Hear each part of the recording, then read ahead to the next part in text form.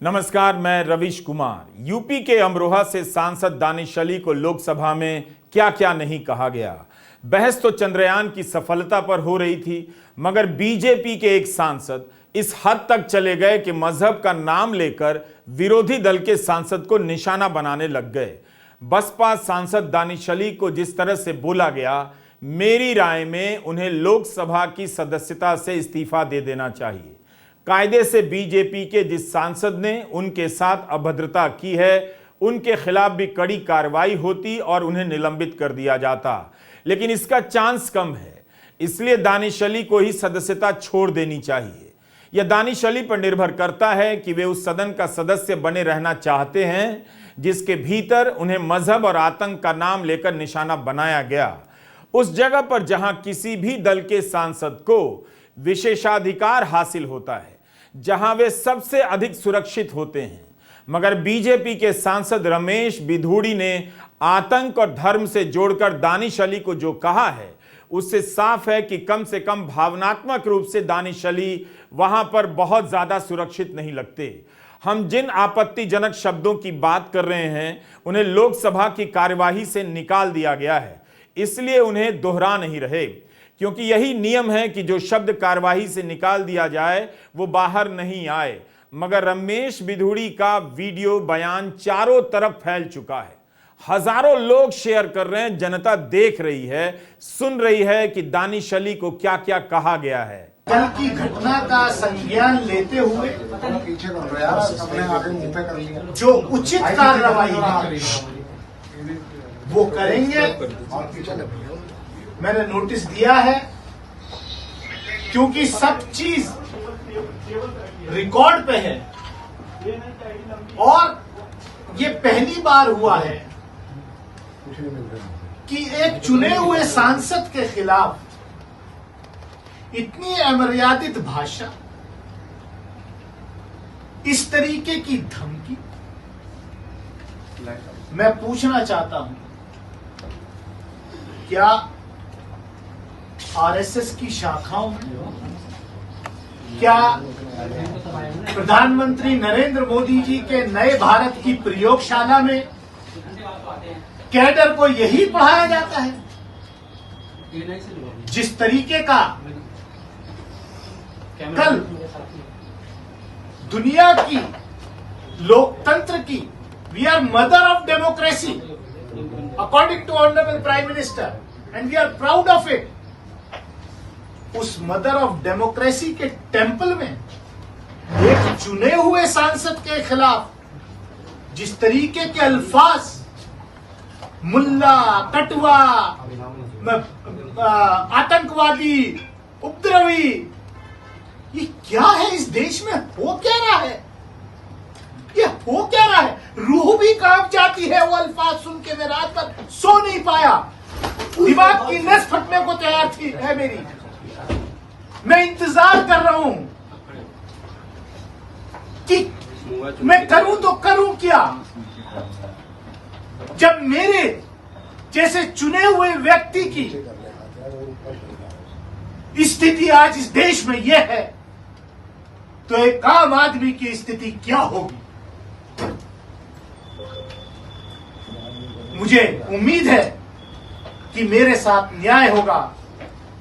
आदरणीय स्पीकर साहब कार्रवाई करेंगे, नहीं तो मैं भरे मन से इस सदन को भी छोड़ने पर विचार कर रहा हूं, क्योंकि ये एक सभ्य समाज में बर्दाश्त नहीं किया जा सकता। दानिश अली आहत हैं, आक्रोशित हैं, पर उन्हें विचार नहीं करना चाहिए, लोकसभा से इस्तीफा दे देना चाहिए। यह मेरी अपनी राय है। जिस सदन में एक सांसद ने उन्हें इस तरह की बातें कही हैं, उन बातों ने दानिश को सदन के लिए वैसे ही पराया कर दिया है, हमेशा हमेशा के लिए। लंबे समय से राजनीति में दानिश अली हैं। 2019 में बसपा के टिकट पर यूपी के अमरोहा से चुनाव जीते, पहली बार सांसद बने। बसपा में आने से पहले लंबे समय तक जनता दल सेक्युलर में रहे और एचडी देवेगौड़ा की पार्टी में काम करते रहे। संसद में इनकी भागीदारी का ट्रैक रिकॉर्ड शानदार मालूम पड़ता है। पीआरएस के रिसर्च से पता चलता है कि सदन के भीतर दानिश अली का रिकॉर्ड बेहतरीन है। संसद के अधिकतर सत्रों में इनकी उपस्थिति 100% रही है और औसत उपस्थिति 98% रही है। इन्होंने 139 डिबेट में हिस्सा लिया है और कुल 191 सवाल पूछे हैं। हाल ही में अविश्वास प्रस्ताव के समय दानिश अली ने संसद टीवी की एक चालाकी पकड़ ली। जिस समय बहस चल रही थी उस समय संसद टीवी पर मोदी सरकार की 9 साल की उपलब्धियों की एक पट्टी चल रही थी। दानिश अली ने देखा और उनके ही टोकने के बाद इसे रोका गया। बीजेपी के सांसद हैं रमेश बिधूड़ी, दक्षिण दिल्ली से, जो संभ्रांत इलाका माना जाता है, समृद्ध इलाका माना जाता है। सोशल मीडिया पर जो वीडियो वायरल है उसे सुनकर किसी का भी सर शर्म से झुक जाना चाहिए। दानिश अली ने बताया कि वे इतने आहत हो गए कि रात भर नींद नहीं आई। जाहिर सी बात है, सड़क पर दी जाने वाली गालियां, सांप्रदायिक नफरत से भरे शब्दों को लोकतंत्र के मंदिर में दोहराया जाए, उसमें आस्था रखने वाले किसी भी नागरिक की नींद उड़ ही जानी चाहिए। दानिश अली ने लोकसभा अध्यक्ष को एक पत्र लिखा है। इस पत्र में लिखा है कि रमेश बिधूड़ी ने मेरे खिलाफ गंदे से गंदे शब्दों का इस्तेमाल किया जो लोकसभा के रिकॉर्ड का हिस्सा है। उन्होंने मुझे मुल्ला, उग्रवादी, आतंकवादी आदि कहा है। अफसोस की बात है कि यह सब संसद की नई इमारत में कहा गया। इससे मेरा दिल टूट गया है। इस महान देश के अल्पसंख्यक सदस्य के बारे में इस सदन में इस तरह की बातें कही गई हैं। इसलिए मैं रूल 222, 226, 227 के तहत नोटिस दे रहा हूं और चाहता हूं कि रमेश बिधूड़ी के खिलाफ कार्रवाई हो। इस मामले को विशेषाधिकार कमेटी के पास भेजा जाए और इस मामले में जांच के भी आदेश दिए जाएं। नई पार्लियामेंट की शुरुआत बिधूड़ी से हुआ है, इनके शब्दों से हुआ है और ये बीजेपी की मंशा को दर्शाता है। ये बिधूड़ी जो कह रहे हैं ये बीजेपी की मंशा है। मैं रक्षा मंत्री का खुद बहुत आदर करता हूँ, सम्मान करता हूँ। उनकी मजबूरी थी, उनको उठना पड़ा, उन्होंने माफ़ी मांगी। पर मैं ज़रूर ये मांग करूँगा कि इस सांसद के खिलाफ बड़ी कार्रवाई करनी चाहिए। आम आदमी पार्टी के 2 सांसद राज्यसभा में सस्पेंड हुए हैं, राघव चड्ढा और संजय सिंह, क्योंकि वो नारे लगा रहे थे, वो प्रोटेस्ट कर रहे थे और उनको सस्पेंड किया गया। और बिधूड़ी ने जो भाषा का इस्तेमाल किया है, मैं समझता हूं ये एक फिट केस है सस्पेंशन के लिए और इनके खिलाफ कड़ी सी कार्रवाई की जानी चाहिए। कांग्रेस ने भाजपा सांसद रमेश बिधूड़ी को निलंबित किए जाने की मांग की है। राजद नेता लालू प्रसाद यादव ने भी दानिश अली के साथ हुई इस घटना की निंदा की है। उन्होंने कहा है कि प्रधानमंत्री ने देश की समृद्ध संसदीय परंपराओं के विरुद्ध ऐसी विकृत सामाजिक राजनीतिक संस्कृति को जन्म दिया है जिसमें इनकी एक सांसद राष्ट्रपिता गांधी जी के हत्यारे आतंकवादी का महिमा मंडन करती हैं। पीएम के इशारे पर एक बीजेपी सांसद पार्लियामेंट के अंदर विपक्ष के एक सांसद के लिए जिस अमर्यादित, असंसदीय और तुच्छ भाषा का प्रयोग कर रहा है वह घोर आपत्तिजनक, निंदनीय एवं लोकतंत्र व समाज के लिए चिंताजनक है। यह इनका अमृतकाल नहीं बल्कि विषकाल है। दानिश अली का आक्रोश समझ आता है, उनकी बेबसी भी समझ आ रही है। उम्मीद है देश को यह बात समझ आएगी कि एक सांसद को मुसलमान होने के कारण अब सदन के भीतर भी वही सुनना पड़ता है जो सड़क पर आम लोगों के बारे में कहा जा रहा है।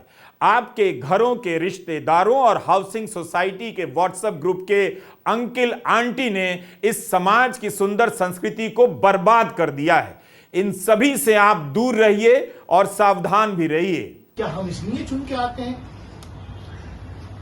क्या देश को आजादी इसलिए दिलाई गई थी?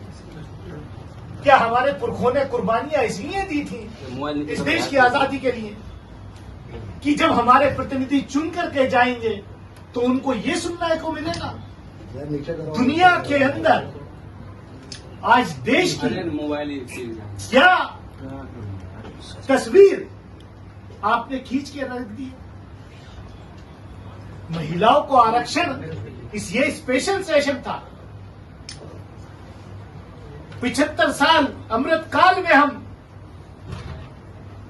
गए हैं, पार्लियामेंट की नई बिल्डिंग में हम गए हैं, महिलाओं के आरक्षण के लिए ये संसद का सत्र विशेष रूप से बुलाया गया। वो आरक्षण कब मिलेगा? 2029 में लागू होगा, 2034 में होगा या 2047 में होगा? अभी उस पर सवालिया निशान है, मैं उसमें नहीं जाना चाहता। लेकिन मुझे तो ऐसा लग रहा है कि क्या ये स्पेशल सेशन इस देश के चुने हुए एक सांसद को उसकी कम्युनिटी से लिंक करके उस पर इस तरीके का अटैक करना, सोच भी नहीं सकता, मैं सोच भी नहीं सकता। इन्होंने केवल मुझे या मेरे फॉलोवर्स को ही नहीं, पूरे देश को शर्मसार किया है, पूरे देश की आत्मा को शर्मसार करने का काम किया है।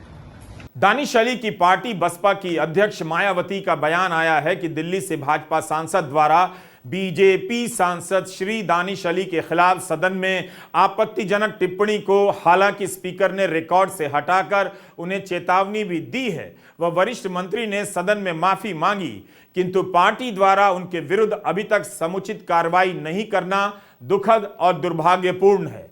एआईएमआईएम के अध्यक्ष और सांसद असदुद्दीन ओवैसी ने कहा है कि इस वीडियो में चौंकाने वाला कुछ भी नहीं।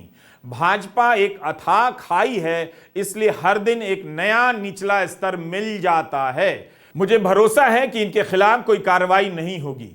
संभावना है कि आगे इन्हें भाजपा दिल्ली प्रदेश अध्यक्ष बना दिया जाएगा। आज भारत में मुसलमानों के साथ वैसा ही सलूक हो रहा है जैसा हिटलर के जर्मनी में यहूदियों के साथ किया जाता था। मेरा सुझाव है कि नरेंद्र मोदी जल्द से जल्द इस वीडियो को अरबी में डब करें और अपने हबीबियों को भेजें। देश की संसद में बीजेपी के सांसद रमेश बिधूड़ी ने ये सारी बातें कही हैं। मुसलमानों के खिलाफ नफरत की राजनीति अब आधिकारिक हो चुकी है। इन सभी नेताओं के बयान में खास बात नोट करने लायक है। दानिश अली से लेकर ओवैसी तक कह रहे हैं कि रमेश बिधूड़ी के खिलाफ कोई कार्रवाई नहीं होगी। दरअसल इसी में संदेश है कि इस राजनीति को, इस तरह के बयानों को ऊपर से समर्थन हासिल है, वरना मांग करने से पहले रमेश बिधूड़ी के खिलाफ कार्रवाई हो चुकी होती। बीजेपी ने केवल नोटिस दिया है। कई सांसदों ने रमेश बिधूड़ी के खिलाफ कार्रवाई की मांग की है, निलंबन की मांग की है। पीटीआई की यह खबर है, लोकसभा अध्यक्ष ओम बिरला ने रमेश बिधूड़ी को चेतावनी दी है कि अगर दोबारा ऐसी हरकत हुई तो कड़ी कार्रवाई होगी। दोबारा जो बातें आए दिन हो रही हैं उसे सदन में कहना दोबारा ही कहना है। इस पर सवाल उठ रहा है कि लोकसभा अध्यक्ष की यह बात सूत्रों से क्यों आ रही है।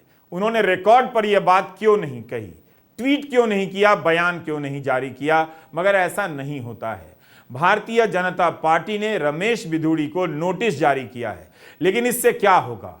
महाराष्ट्र में सपा के विधायक अबू असीम आजमी ने ट्वीट कर लिखा है कि नए संसद भवन में एक भाजपा सांसद रमेश बिधूड़ी द्वारा ऑन रिकॉर्ड मुस्लिम सांसद दानिश अली को मुल्ला, उग्रवादी, आतंकवादी कहा गया। यह घोर निंदनीय है। ये भाषा मुसलमानों को लेकर भाजपा की मानसिकता को दर्शाती है।